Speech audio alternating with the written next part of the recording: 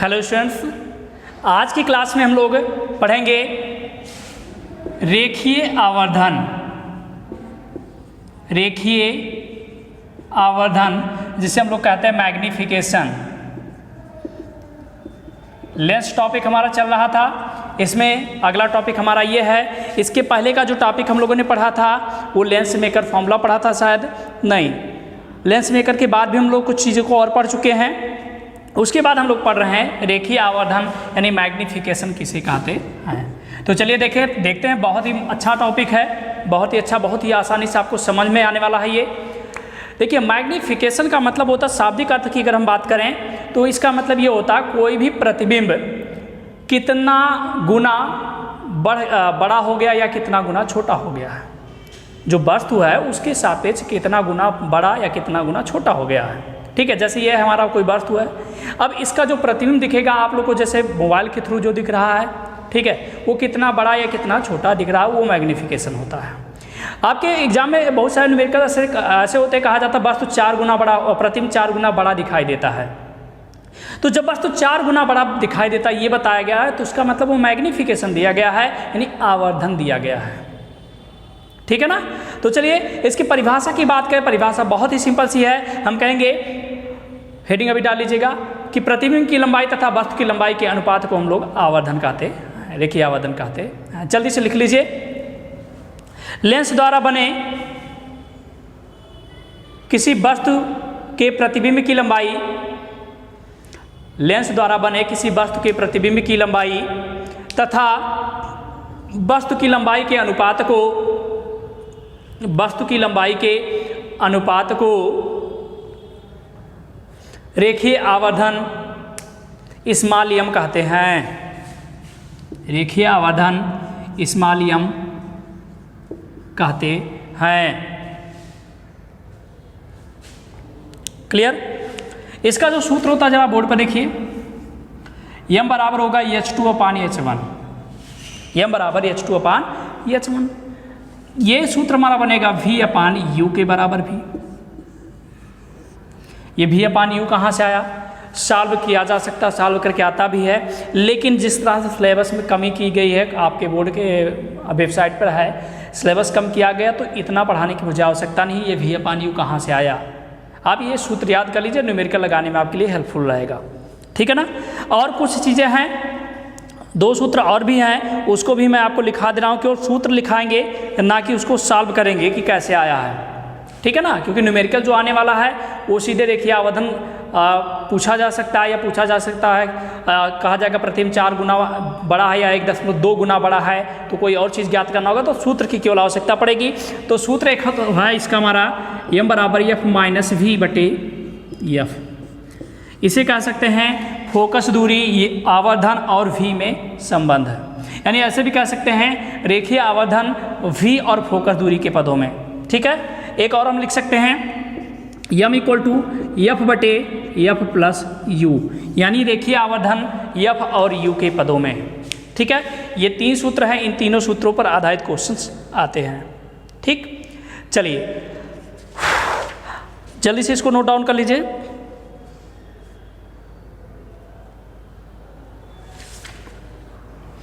देखिए, अगर आवर्धन पॉजिटिव आता है, आंसर मान लीजिए आवर्धन निकालते पॉजिटिव आता है, तो इसका मतलब ये क्या है, प्रतिबिंब सीधा बना हुआ है, और माइनस आता तो इसका मतलब प्रतिबिंब क्या है, उल्टा बना हुआ है। चलिए अगला हेडिंग डाल लीजिए, लेंस की क्षमता।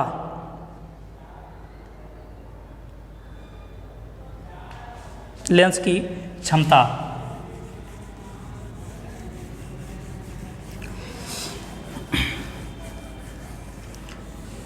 Power of lens.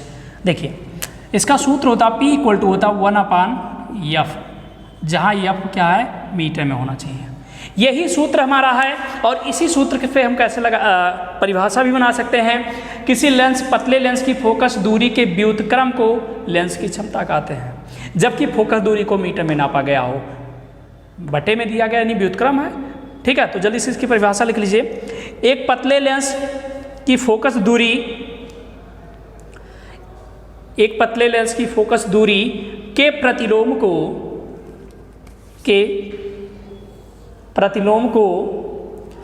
लेंस की फोकस दूरी कहते हैं जबकि फोकस दूरी मीटर में नापी गई हो।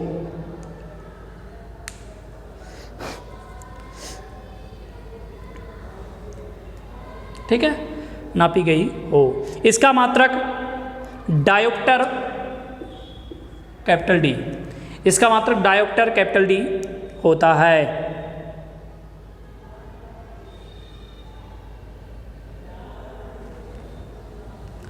इसके बाद ये सूत्र लिख लीजिए, P बराबर होना पानी एफ मीटर में।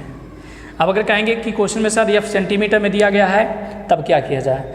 देखिए, अगर सेंटीमीटर में दिया हुआ है तो आप उसको मीटर में बदल कर लगा सकते हैं, ठीक, या 100/f करके एक सूत्र होता है। तो सूत्र अलग अलग सूत्र याद करने से बेटर ये रहेगा, एक ही सूत्र याद रखिए, क्वेश्चन लगा लीजिएगा। मीटर को सेंटीमीटर में, सेंटीमीटर को मीटर में बदलने के लिए कई बार आपको बताया जा चुका है। अब हम बात करते हैं, अगर किसी लेंस की फोकस दूरी बढ़ जाती है तो उसकी क्षमता घट जाएगी, क्योंकि एक दूसरे के प्रतिलोम है, रेसिप्रोकल में है ये दोनों। जैसे हमने पढ़ा था, यदि किसी लेंस को किसी ऐसे द्रव में डुबो दिया जाए जिसका अपवर्तनांक अधिक है, तो अपवर्तनांक अगर अधिक था तो फोकस दूरी क्या हो गई? घट गई थी। और अगर फोकस दूरी घट गई तो इसका मतलब क्षमता उसकी बढ़ जाती है। पढ़ा गया होगा, ठीक है। तो चलिए 2-3 पॉइंट और जल्दी जल्दी आप लोग नोट डाउन कर लीजिए, पॉइंट वाइज करके नोट करके, क्योंकि एग्जाम में या तो न्यूमेरिकल आएगा या जो मैं लिखने जा रहा हूँ ये बहुविकल्पी क्वेश्चन आपका आ सकता है। तो लिख लीजिए, और ये हम पहले पढ़ा चुके हैं, इसलिए बहुत ज़्यादा डिटेल बताने की जरूरत नहीं पड़ेगी। केवल इतना है, जब किसी लेंस को किसी द्रव में डुबोया जाता है तो उसकी फोकस दूरी क्या हो, सॉरी, किसी ऐसे द्रव में डुबोया जाता है जिसकी अपवर्तनांक अधिक होता तो उसकी फोकस दूरी घट जाती है। ये कैसे होता था ये हमने पढ़ाया था आपको पहले, ठीक है। तो उस आधार उसका यूज करते हुए यहाँ पर हम आराम से बता सकते हैं, फोकस दूरी बढ़ेगा तो ये घटेगा, ये घटेगा तो ये बढ़ेगा, और अगर ये अनंत रहेगा तो क्षमता उसकी क्या हो जाएगी? शून्य हो जाएगी। ठीक, तो जल्दी से पहला पॉइंट लिखिए, यदि लेंस को किसी ऐसे द्रव में डुबा दिया जाए जिसका अपवर्तनांक कम है,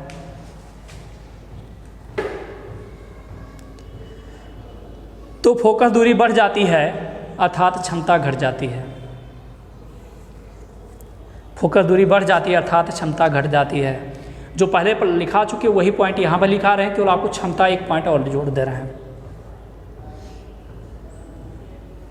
दूसरा पॉइंट लिखिए, यदि द्रव का अपवर्तनांक अधिक है, यदि द्रव का अपवर्तनांक अधिक है तो फोकस दूरी घट जाती है अर्थात क्षमता बढ़ जाती है, अर्थात क्षमता बढ़ जाती है।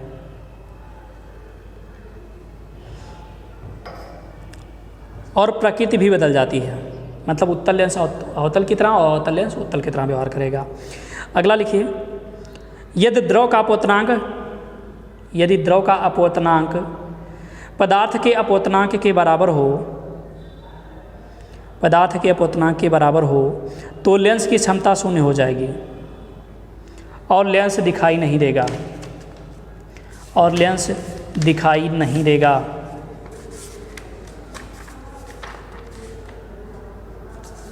चलिए अब इसी पर आधारित एक जो न्यूमेरिकल हम लोग कर लेते हैं, 1-2।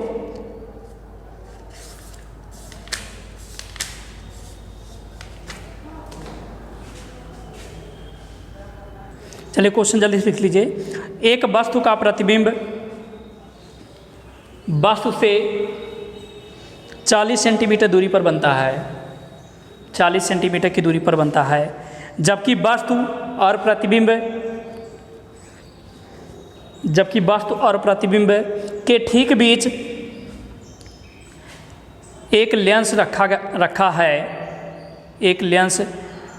है। लेंस की क्षमता बताइए। चलिए क्वेश्चन देखिए, बहुत ही अच्छा क्वेश्चन है। ये आपकी क्षमता से आधारित, फोकस दूरी पर भी आधारित क्वेश्चन है।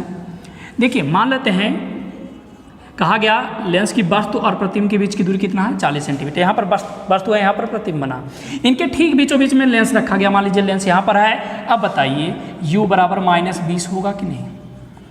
अरे इतना 20 सेंटीमीटर ही तो बना, और इतना भी 20 सेंटीमीटर, क्योंकि बीचों बीच में रखा गया है तो इस साइड में 20 रहेगा, इस साइड में भी 20 रहेगा, लेकिन इधर की दूरी माइनस होती है इसलिए माइनस लिखा, और भी बराबर कितना 20 सेंटीमीटर।